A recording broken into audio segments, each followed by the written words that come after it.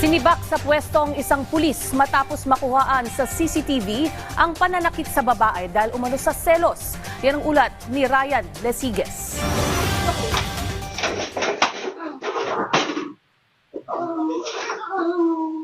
Bumagsak ang babaeng ito matapos suntukin ng lalaki sa loob ng kanilang bahay sa Malolos, Bulacan. Pero imbis na tulungan, isinara pa ng lalaki ang pinto.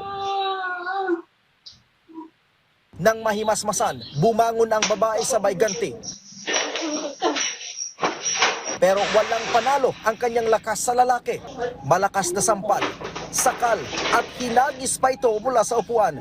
Makikita rin na tila may binubunot ang lalaki sa kanyang bewang. Ang lalaki sa video, isa palang pulis na nakatalaga sa Malolos PNP. Ayon sa hepe ng Malolos PNP na si Police Lieutenant Colonel Romel Hiniblazo, selos ang pinag-ugatan ng insidente. Ayon po sa aming investigasyon ay nag-uugat po ito sa tampuhan nila yung pag-off ng location ng ating pulis na ikinagagalit po ng babae.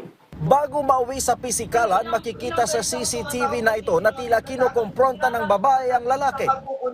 Malakas na kutog ko na nagpagsisinungaling ka sa akin. Pinatay mo yung location mo, bakit? Inalis na sa pwesto ang pulis at itinilaga sa Personal Holding and Accounting Unit o PIHAW sa Bulacan PPO. Dinisarmahan na rin ito.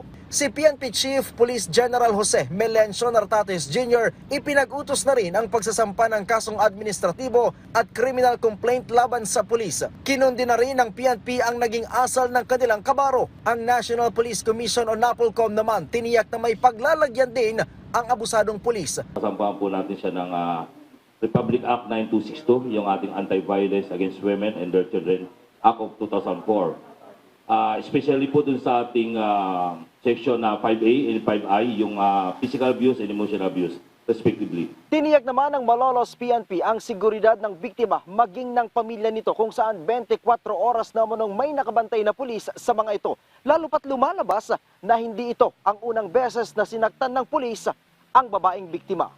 Mula dito sa Campo Crame, Ryan Lesigues para sa Pambansang TV sa Bagong Pilipinas.